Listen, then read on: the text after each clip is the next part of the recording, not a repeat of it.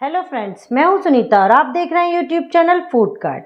आज हम बनाने वाले हैं कद्दू और चावल की खीर, जो खाने में बहुत ही टेस्टी लगती है और बहुत ही हेल्दी होती है। तो उसके लिए मैंने यहाँ लिया है एक कद्दू, जो आधा किलो है, यानी 500 ग्राम है। ये बिल्कुल पका हुआ कद्दू है, आपको दिख रहा होगा ऑरेंज से कलर का है, पपाया की तरह पक जाता है। इससे कद्दू मीठा हो जाता है जब इतना पका होता है, तो इससे खीर का टेस्ट बहुत अच्छा आता है। अगर आप कच्चा कद्दू लेंगे तो थोड़ा सा कद्दू वाला स्वाद आता है खीर में, तो उसके लिए हमें हमेशा ये ऑरेंज वाला पका हुआ कद्दू लेना चाहिए। तो चलिए अब आगे की प्रोसेस बताती हूँ। यहाँ मैंने लिया है 2 लीटर दूध है, अमूल का दूध लिया है मैंने, आप चाहें जो भी दूध ले सकते हैं। सबसे अच्छी बात, मैं आपको खीर बनाने की ऐसी ट्रिक बताऊंगी कि आपको दूध को बहुत ज़्यादा बॉईल नहीं करना पड़ेगा, फिर भी आपकी खीर रबड़ीदार बनेगी। अब मैंने यहाँ एक कुकर लिया है, इसकी पहले मैं तली को अच्छे से भिगा के गीला कर ले रही हूँ, जिससे दूध तली में चिपकेगा नहीं। तो इसे मैं वॉश करके फेंक दे रही हूँ। अब मैं दूध को बॉईल होने के लिए रख रही हूँ। तो यहाँ हम फुल फैट वाला दूध है ये, इसको अब हम दूध को 1-2 बार हल्का सा चलाएंगे और अच्छे से बॉईल आने तक गर्म कर लेंगे। अब जब तक दूध में बॉईल आने वाला है, उतनी देर में हम कद्दू को छील के कद्दूकस कर लेते हैं। सबसे पहले तो हम कद्दू के थोड़े छोटे पीस कर लें, ताकि हमें कद्दूकस करने में आसानी हो। अब हम इसका छिलका हटा लेंगे। तो आपको दिख रहा होगा, इसका छिलका भी बिल्कुल पकने के कारण येलो कलर का हो गया है। तो इस छिलके को हमें पील करना है। इस तरह से कद्दू को मैंने अच्छे से छील लिया है। अब हम इसे कद्दूकस करेंगे, तो ग्रेटर का जो मोटा साइड है, हम इस साइड से ही इसे कद्दूकस करेंगे, बहुत बारीक साइड से हमें नहीं करना है। देखिए, मैंने सारे कद्दू को इस तरह से कद्दूकस कर लिया है। अब हम आगे की प्रोसेस की ओर चल रहे हैं। जब तक अभी दूध बॉईल नहीं हुआ है, तब तक ये बॉईल हो रहा है। मैं चावल भी निकाल लेती हूँ। अब मैं यहाँ एक बोल में ले रही हूँ 1 कटोरी और थोड़ा और, यानी 1.25 कटोरी के करीब मैंने बस चावल लिए हैं। यहाँ ये थोड़े बारीक चावल हैं, यानी मैंने बासमती चावल की कनकी ली है। इससे खीर बनती भी बहुत टेस्टी है और ये जल्दी पक जाते हैं, तो इससे खीर में हमें ज़्यादा टाइम भी नहीं लगता है। तो मैं आपको बहुत सारी ऐसी ट्रिक बता रही हूँ जिससे आपकी खीर जल्दी बन जाए। नहीं तो खीर बनाने में हमें बहुत सारा टाइम हमें वेस्ट करना पड़ता है। तो ये बहुत जल्दी बनने वाली खीर है। अब मैं इन चावलों को अच्छे से 2-3 बार वॉश कर ले रही हूँ, ताकि ये साफ़ हो जाए। अब एक कढ़ाई में मैं यहाँ घी ले रही हूँ। तो यहाँ मैंने 1 बड़ा चम्मच घी लिया है, इसे हम मेल्ट हो जाने देंगे। और अब धुले हुए जो चावल हैं, वो इसमें डालकर थोड़ी सी देर हम इसे भून लेंगे। इससे खीर में बहुत अच्छा टेस्ट आता है। देखिए, चावल बिल्कुल सूख से गए हैं और हमें इन्हें बहुत ज़्यादा नहीं भूनना है कि ब्राउन कलर करना है, हमें बस उन्हें ऐसे ही रहने देना, बस इसका पानी उड़ जाए, इतना भूनना है। देखिए, दूध में बॉईल आ गया है। अब हमें क्या करना है, इस दूध को कम करना है, यानी उबाल के कम नहीं करना है। मैं एक भगोनी में इसे कम कर दे रही हूँ। तो मैं जितनी चावल की क्वांटिटी ली है, उससे दुगना होने के बाद थोड़ा सा और दूध डाल के 1 सीटी बजाकर चावल को कुक कर रही हूँ। देखिए, दूध की क्वांटिटी मैंने कम कर दी है और अब मैं इसमें डाल दे रही हूँ चावल, और इस चावल को एक बार अच्छे से चला दे रही हूँ। अब मैं कुकर को कर दे रही हूँ बंद और 1 सीटी बजने का करूँगी अब इंतज़ार। जब तक विसल आ रही है, कुकर में जब तक चावल पक रहे हैं, तब तक हम बाकी के काम कर लेते हैं। तो यहाँ मैं 1 चम्मच ले रही हूँ घी को गरम करके। अब हम इसमें थोड़े से ड्राई फ्रूट्स जो हैं, उनको फ्राई कर ले रहे हैं। घी को बहुत ज़्यादा गर्म होने से पहले हम इसको डाल दे रहे हैं, नहीं तो ये जल जाते हैं। यहाँ मैं ये भुन गए हैं, मैं इसे निकाल ले रही हूँ।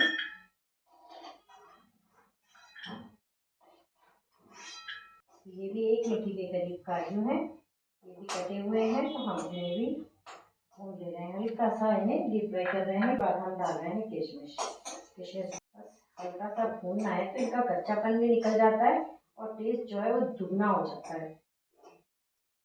किशमिश को हम अलग निकालेंगे क्योंकि किशमिश हम सबसे लास्ट में डालते हैं। कई बार दूध फट जाता है किशमिश की खट्टेपन से। घी में थोड़ा सा घी और मैं ऐड कर रही हूँ, बहुत ज़्यादा भी नहीं, आधी चम्मच की तरह। अब यहाँ बड़ी चम्मच से 1 चम्मच के करीब घी है।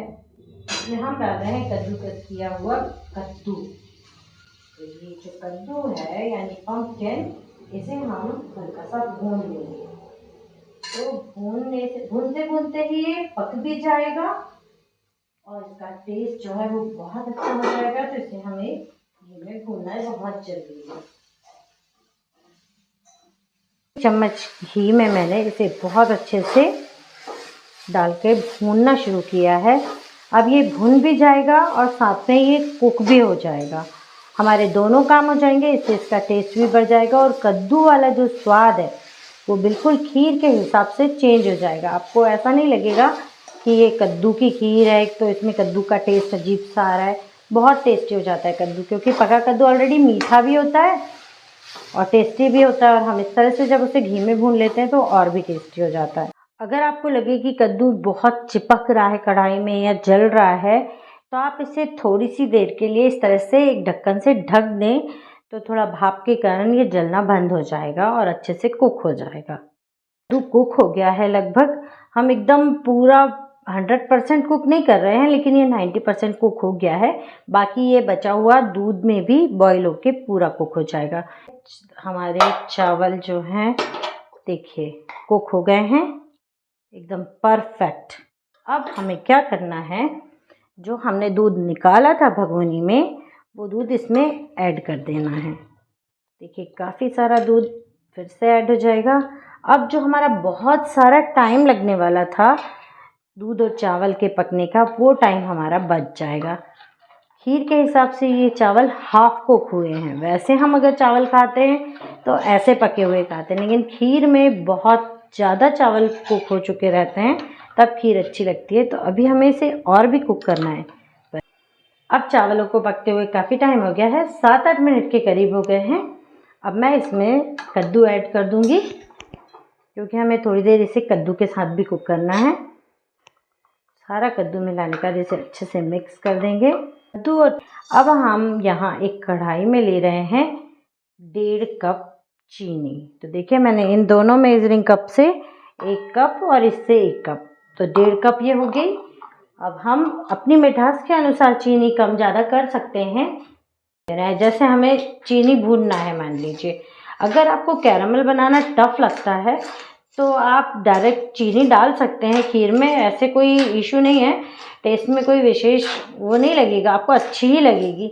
लेकिन जब आप कैरामल करके डालते हैं तो खीर का टेस्ट और बढ़ जाता है। तो हमें जब खीर का टेस्ट बहुत अच्छा बनाना है, और क्योंकि हमने दूध को बहुत ज़्यादा कुक नहीं किया है तो उसमें अच्छा सा रबड़ी वाला फ्लेवर नहीं आता है। जब ये कैरामल डालते हैं तो वो सारी कमियां पूरी हो जाती हैं। तो उसके लिए हम इसे ज़रूर चीनी को इस तरह से करके डालेंगे स्टार्टिंग में। अब मैं इसको आँच को थोड़ा सा बढ़ा दे रही हूँ ताकि चीनी जल्दी से मेल्ट होने लगे। थोड़ी देर ऐसे छोड़ देते हैं हम, तो नीचे नीचे की बहुत जल्दी मेल्ट होना शुरू हो जाती है और बाकी फिर वो सबको खींच के एक साथ पिघलाने लगती है। देखिए चीनी बीच से यहाँ से पिघलने लगी है।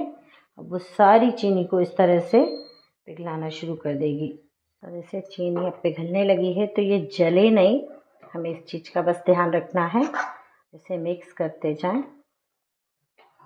देखिए चीनी का कैरामल बिल्कुल तैयार हो गया है।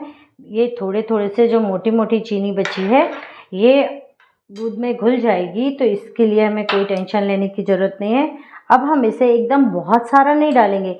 अगर आप एक साथ दूध में डाल देंगे तो सारा दूध उछल के आपके ऊपर भी आ सकता है, तो ये रिस्की है। इसलिए हम इसे इसी चम्मच से थोड़ा थोड़ा लेके डालते जाएंगे खीर में।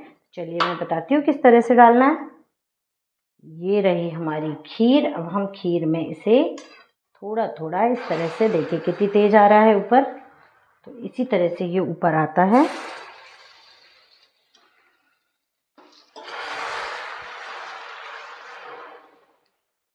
करते जाएं।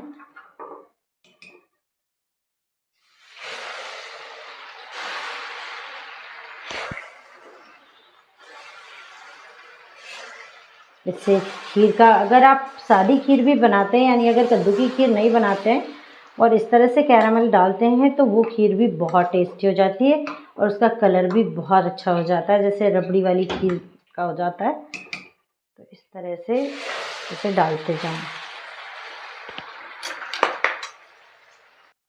तो खीर हमारी अब बिल्कुल कुक हो चुकी है। अब मैं यहाँ डाल रही हूँ कुटी हुई इलायची। तो यहाँ मैंने 4-5 के करीब इलायची ली है और उन्हें कूट लिया है। अब इसमें मिक्स करेंगे। इलायची का फ्लेवर खीर में बहुत ही अच्छा लगता है। और यहाँ मैं डाल रही हूँ घी में भुने हुए काजू और बादाम के टुकड़े। तो ये हम डाल रहे हैं और इसे कर दे रहे हैं मिक्स। और लास्ट में डाल रही हूँ मैं यहाँ सीखी हुई किशमिश। मिक्स कर दे रहे हैं। और नारियल का बूरा, तो ये आप अपने हिसाब से डाल सकते हैं, कम ज़्यादा जितना आप चाहें। तो यहाँ मैंने आधी कटोरी के करीब नारियल का बूरा मिक्स किया है। इसका टेस्ट भी बहुत अच्छा आता है खीर में। ये खीर थोड़ी सी गाढ़ी होती है। ट्रेडिशनली कद्दू की खीर जब बनती है तो वो थोड़ी गाढ़ी होती है। हम लोग खीर को अक्सर पतला बनाते हैं। तो अगर आप चाहते हैं पतला बनाना तो चावल की क्वांटिटी कम कर दें, लेकिन ये गाढ़ी ज़्यादा अच्छी लगती है, तो कोशिश करें कि इसके गाढ़ा ही बनाएं। तो देखिए खीर बिल्कुल तैयार है। अब आप इसे झटपट बनाकर देखिए और मुझे कमेंट करके बताइए आपकी कद्दू की खीर कैसे बनी। आपको रेसिपी पसंद आए तो लाइक और शेयर करें। चैनल पर पहली बार आए हैं तो सब्सक्राइब करें। मिलते हैं नेक्स्ट वीडियो में। Bye bye.